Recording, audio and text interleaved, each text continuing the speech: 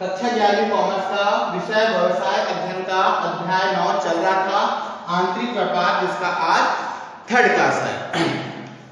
ठीक है, फर्स्ट और सेकंड में मैंने आंतरिक व्यापार क्या है उसकी गतिविधियां बताया था। सेकंड क्लास में मैंने थोक व्यापारी, उसके प्रकार और उसकी सेवाओं के बारे में बताया था और थोक व्यापारी की विशेषता एवं महत्व के बारे में हम लोगों ने चर्चा किया था। आज का टॉपिक है थोक व्यापारी के दोष। अगर व्यवसाय जगत में अगर कोई थोक व्यापारी काम करता है, जैसे मैंने बताया कि उत्पादक और फुटकर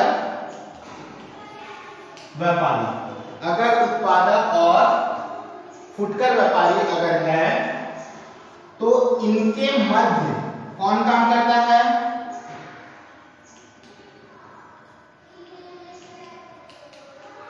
थोक व्यापारी काम करता है।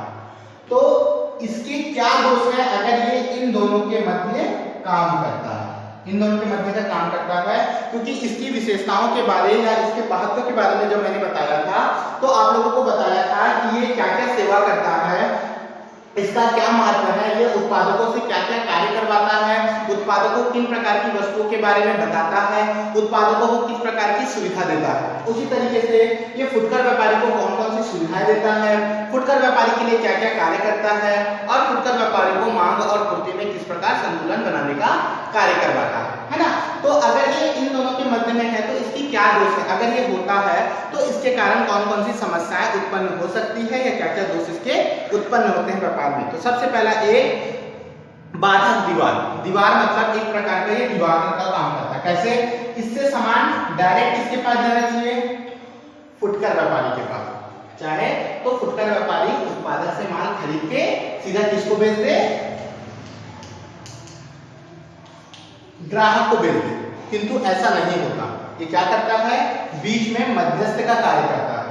ये सामान किसके पास जाता है? पहले थोक व्यापारी के पास और थोक व्यापारी फिर क्या करता है? फुटकर व्यापारी को बेचता है।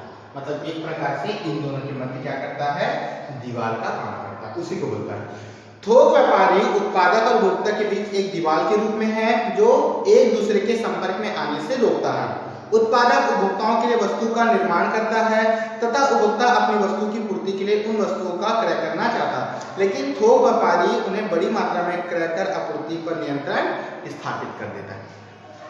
उत्पादक के पास अगर 10,000 सामान है तो क्या ग्राहक पूरा 10,000 खरीद लेगा? कभी नहीं खरीदेगा। ग्राहक को केवल जितना सामान चाहिए उतना ही खरीदेगा। अर्थात 5, 7, 10, 15 उतना ही सामान अगर उसको चाहिए तो वो उतना ही खरीदेगा। 10,000 सामान एक साथ खरीद लेगा? नहीं। लेकिन ये 10,000 सामान कौन खरीद लेगा? थोक व्यापारी खरीद लेगा और अपने अनुसार फुटकर व्यापारी को ग्राहक तक पहुंचाने के लिए बेचते रहेगा। वो मतलब धीरे धीरे। तो बताओ, जो ज्यादा सामान आपका अच्छी कीमत पर अगर कोई खरीद ले तो आप चाहोगे ना कि मेरा सामान ज्यादा से ज्यादा जो खरीद ले तो उससे कोई सामान बेचूंगा। अर्थात ये निमंत्रण देता है कि मेरे को सामान ज्यादा बेचो। इस प्रकार ये एक दीवार के रूप में काम करता है। दूसरा बोलता है वस्तु का अधिक मूल्य निर्धारण। क्यों? क्योंकि आप जानते हो यदि वस्तु 100 रुपए में अगर बनकर तैयार हुआ है तो वो ग्राहक तक आते आते उसका कीमत 200 रुपए हो जाता है। क्यों? क्योंकि बीच में जो मध्यस्थ काम करते हैं उन मध्यस्थ ने अपना क्या कर देते हैं? उन लोग लाभ को जोड़ देते हैं, अपने व्यय को जोड़ देते हैं, जिससे माल की कीमत लागत से ग्राहक तक पहुंचते पहुंचते क्या हो जाती है? एक्स्ट्रा हो जाती है। तो वस्तु का मूल्य निर्धारण, वस्तु की पूर्ति व नियंत्रण होने के कारण वस्तुओं के अभाव की स्थिति का निर्माण करते हैं। अर्थात वस्तु को क्या करते हैं? अगर मार्केट में वस्तु कमी हो जाती है तो उन लोग वस्तु की पूर्ति नहीं करते। वस्तु की पूर्ति क्यों नहीं करते? क्योंकि उनके पास तो गोदाम होता है, थोक व्यापारी के पास होता है गोदाम होता है। तो ये लोग गोदाम के माध्यम से क्या करते हैं? वस्तु को संग्रह करके रख लेते हैं और वस्तु की पूर्ति नहीं होने देते, मतलब अभाव पैदा करते हैं कि मार्केट में वस्तु नहीं है। तो वस्तु की मात्रा कम होगी तो धीरे धीरे वस्तु की कीमत क्या हो जाएगी? एकाएक बढ़ जाएगी। तो वस्तु की कीमत बढ़ गई अर्थात वस्तु ज्यादा कीमत पर बिकेगा। मतलब उसका उत्पादन अगर 10 रुपए में होता है और वस्तु अगर कम है तो उसका कीमत एकाएक 100 रुपए 200 रुपए कीमत बढ़ जाता है। ठीक। तो अगला होता है काला बाजार व चोर बाजार की स्थिति को उत्पन्न बाद अगला पॉइंट आता है उपभोक्ताओं को हानि। बोलता है उपभोक्ताओं को वस्तु का मूल्य देना पड़ता है, तभी समय पर वस्तु प्राप्त होती है। अगला बोलता है विक्रय नीति का दुरुपयोग। थोक व्यापारी शक्तिशाली होते हैं, अतः वह अपने अनुकूल विक्रय नीति का निर्माण करते हैं। ये क्या होता है, सबसे ज्यादा सामान नहीं खरीदते, उत्पादक से कौन खरीदता सामान, थोक व्यापारी खरीदता है। और वो फुटकर व्यापारी को जिस कीमत पर देगा तो फुटकर व्यापारी अपना लाभ जोड़ के ग्राहक को देगा। ऐसा नहीं कि फुटकर व्यापारी को 100 रुपए में दिया तो 100 रुपए में ग्राहक को मिल जाएगा, नहीं। ये अगर वस्तु 100 रुपए में फुटकर व्यापारी को देता है तो फुटकर व्यापारी अपना लाभ 10, 15 जो भी उसका लाभ होगा वो लाभ जोड़कर ही ग्राहक को देगा। ठीक है, तो ये ज्यादा कीमत पर वस्तु बेचने का कार्य करता है, मतलब अपने तरीके से ये वस्तु को विक्रय करवाता है। जितना भी मूल्य का निर्धारण होता है, मूल्य में उतार चढ़ाव होते हैं, वस्तु की पूर्ति का अभाव होता है, ये सब थोक व्यापारी के कारण ही होता है। अगला बोलता है एकाधिकार। एकाधिकार मतलब पूरे व्यवसाय जगत में या पूरे व्यापार में किसका अधिकार होता है, केवल थोक व्यापारी का। थोक व्यापारी ऐसी स्थिति उत्पन्न कर देते हैं कि वस्तु की कीमत एकाएक बढ़ जाती है। थोक व्यापारी के कारण ही वस्तु के मूल्य का निर्धारण किया जाता है। थोक व्यापारी के कारण वस्तु की पूर्ति भी होती है और उसका अभाव भी उत्पन्न होता है। अर्थात संपूर्ण कार्य व्यवसाय में कौन करवाता है, थोक व्यापारी, मतलब जिसका पूरा का पूरा अकेला का अधिकार होता है। ठीक, तो ये तो था हानि। अब आता है थोक व्यापारी का संगठन। ठीक, तो इसको आप लोग चार्ट के रूप में दिया हुआ है, पढ़ लेंगे। मैं नया टॉपिक पढ़ा रहा हूँ, क्या थोक व्यापारी विक्रेता आवश्यक है। अब बोला जाता है कि आपको तो पता चल गया ये नहीं होगा तो इसके क्या लाभ, इसकी क्या लाभ है, और होगा तो क्या हानि है। नहीं होगा तो क्या लाभ है, अगर नहीं होता है तो हमको क्या क्या लाभ मिलेगा, और होगा तो हमको क्या क्या हानि होगी। तो इसके लाभ और हानि को हम लोगों ने पढ़ा, अच्छे से समझा पूरा। अब आता है कि अगर इसको हम हटा दें तो हटाने से हमारे को क्या क्या नुकसान या हानि होगी, अर्थात इसके होने से, है ना, आवश्यकता क्यों है, इसको अपन यहां पर रखते हैं, क्यों रखते हैं, इसके बारे में बताया है। पहला बोलता है थोक व्यापारी औपचारिक एवं वाणिज्य शास्त्र में भेद है, क्योंकि प्रसंगिक एवं उत्पादे कुछ विद्वान स्वीकार करते हैं तो कुछ अनावश्यक उपभोक्ताओं पर बोझ मानते हैं। इसको बोलते हैं कि कुछ लोग हटा दो तो ज्यादा अच्छा होगा, क्योंकि डायरेक्ट उत्पादक से क्या हो जाएगा, फुटकर व्यापारी को सामान मिलके ग्राहक तक पहुंच जाएगा, तो एक अच्छा बात है। लेकिन अगर थोक व्यापारी ना रहे तो फुटकर व्यापारी पर पूरा पूरा बर्डन आ जाएगा। पूरा पूरा मतलब ज्यादा वस्तु का ये विक्रय करेगा, है ना, और ये ज्यादा वस्तु विक्रय कभी नहीं कर सकता, क्योंकि ये बहुत सारी वस्तु का विक्रय करता है और ये केवल विशेष वस्तु का विक्रय करता है। तो अगर ये ज्यादा वस्तु का विक्रय करेगा तो बताओ इसको ज्यादा सामान खरीदना पड़ेगा। अगर ये ज्यादा सामान नहीं खरीदता, फुटकर व्यापारी अगर ज्यादा सामान नहीं खरीदता तो ज्यादा सामान किसके पास पड़ा रह जाएगा, उत्पादक के पास। उत्पादक के पास सामान रह जाएगा, अपने पास ये रखेगा तो ये उत्पादन का काम नहीं करेगा, और सामान जब ज्यादा इसके पास रह जाएगा तो धीरे धीरे धीरे धीरे ये पुराना होते जाएगा। और आज के जमाने में नई नई वस्तुओं का विक्रय होता है, नई नई वस्तुओं की उपयोग होती है, तो जब पुराना वस्तु इसके पास हो जाएगा और इसका सामान बिकेगा ही नहीं, तो ऐसी स्थिति में इसको उत्पादन का कार्य नहीं कर पाएगा, ये समय पर वस्तु नहीं बेच पाएगा और ग्राहक को सही कीमत पर वस्तु या सही समय पर वस्तु प्राप्त नहीं होगा। तो इन सब के कारण बोलते हैं कि थोक व्यापारी को रहने दिया जाए। तो एक कारण ये हो गया।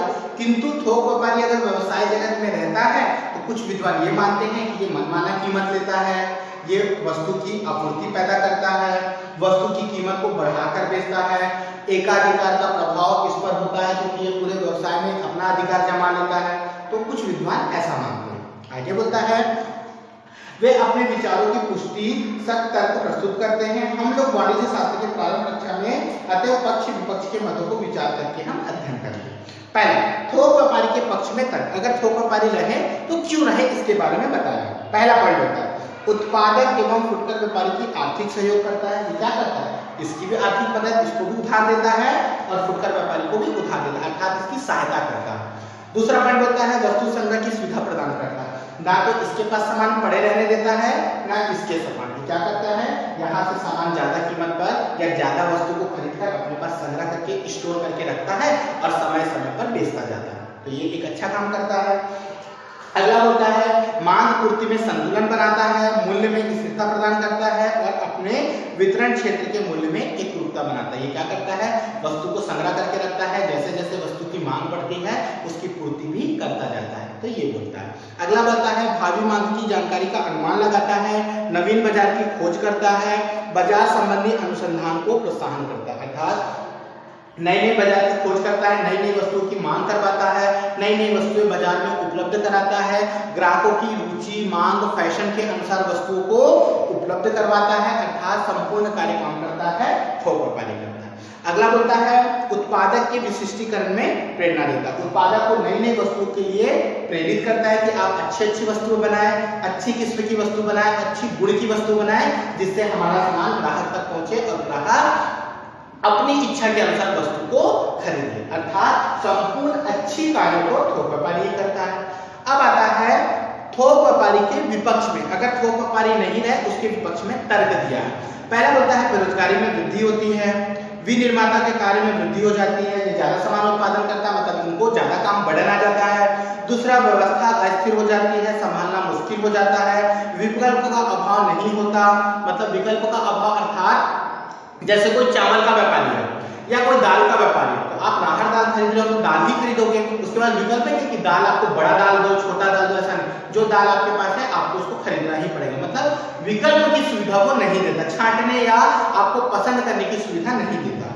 अगला बोलता है साथ सुविधा प्रदान नहीं की जाती। ये बोला गया है कि इन लोगों को साथ की सुविधा नहीं मिलती, ये जो सामान बेचता है वो केवल नगद ही बेचता है, उधार नहीं बेचता, ऐसा बोला गया है। और बोलता है भावी मांग का अनुमान नहीं लगाया जाता। ये क्या करता है, मांग का अनुमान नहीं लगाता कि इन फ्यूचर भविष्य में किन चीजों की मांग बढ़ती। जैसे अभी देखना, आप बताओ अभी ठंड का मौसम चल रहा है तो ठंडी के दिनों में देखना हमको हर एक जगह हर एक दुकानों में जहां पर कपड़ा का दुकान होगा वहां पर आपको स्वेटर साल कंबल ये सब चीज गर्म चीजें आपको उपलब्ध होगी। तो क्या ये लोग तुरंत बना के दिए क्या आपको? कभी नहीं। ये लोग क्या करते हैं, अपने पास स्टोर पे जमा करके रखते हैं और मौसम के अनुसार सीजन के अनुसार इन लोग बाजार में वस्तुएं उपलब्ध कराते हैं। जैसे मौसम खत्म होगा इसको फिर ले जाकर गोदाम में सही तरीके से रख देंगे, फिर जब नया सीजन आएगा उस सीजन के अनुसार वस्तु क्या करते हैं, उपलब्ध कराते हैं। मतलब इन लोग समय के अनुसार मांग उपलब्ध नहीं कराते, ऐसा बोला है। तो अब आता है अपना मत। अब हम लोग अपना मत देते हैं कि दोनों के बारे में पढ़े कि अगर ये नहीं रहे तो और रहे तो। अब आता है थोक व्यापारी के पक्ष और विपक्ष की प्रस्तुत किए जाने के तर्कों के दृष्टिगत एवं प्रोफेसर पायले के शब्दों में थोक व्यापारी अग्नि परीक्षा की जा रही है क्या किसी स्थान पर हमारी विपणन व्यवस्था में है। बहुसंख्य दुकानों का प्रादुर्भाव, बहुसंख्य दुकानें जहां पर आपको सुई से लेकर हवाई जहाज तक संपूर्ण वस्तुएं एक ही जगह पर मिल जाती है। समाप्त हो देने से लेकिन भारत की संख्या नगण्य है, उपभोक्ताओं के शोषण मुक्त प्रदान करने एवं निहार चला जाने के सहकारिता आंदोलन की प्रगति संतोषजनक नहीं है। अतः प्रचलित अर्थव्यवस्था के परिवर्तन सरल कार्य नहीं है। आगे यह समय निर्णय करेगा कि थोक व्यापारी की उपस्थिति आवश्यक है या श्रृंखलाबद्ध की दुकान। मतलब हम भविष्य में छोड़ दें कि अभी जैसा चल रहा है चलने दो, क्योंकि हमारी जो अर्थव्यवस्था है भारत की वो नगण्य है, वस्तु समय पर उपलब्ध हो जा रही है, हम लोग समय के अनुसार वस्तु के अनुसार अपने आप को ढाल लेते हैं, एडजस्ट कर लेते हैं, इसलिए बोला गया है इसको भविष्य में छोड़ दो, क्या ये रहेगा या नहीं रहेगा, किंतु अभी जैसा चल रहा है इसको चलने दें, इसको हम अपना लेते हैं, इसके बारे में बताया। ठीक, उसके बाद आता है अगला फुटकर व्यापारी। ठीक,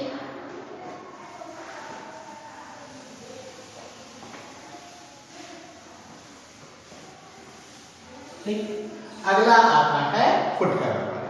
फुटकर व्यापारी का सबसे अच्छा उदाहरण है आपके लिए, फुटकर व्यापारी आपके घर के आसपास की जितनी भी राशन दुकान है जहां पर आपको शैम्पू, कॉस्मेटिक सामान, साबुन, सोडा, दाल, चावल, हर एक प्रकार की वस्तुएं आपके पास उपलब्ध होती है, आप वहां से खरीदते हो। ऐसे व्यापारी को बोला जाता है फुटकर व्यापार या फुटकर व्यापारी, जो आपको सभी प्रकार की वस्तुएं आपको एक ही दुकान पर मिल जाती है। तो फुटकर व्यापारी का आशय पढ़ता हूँ, सुनिए।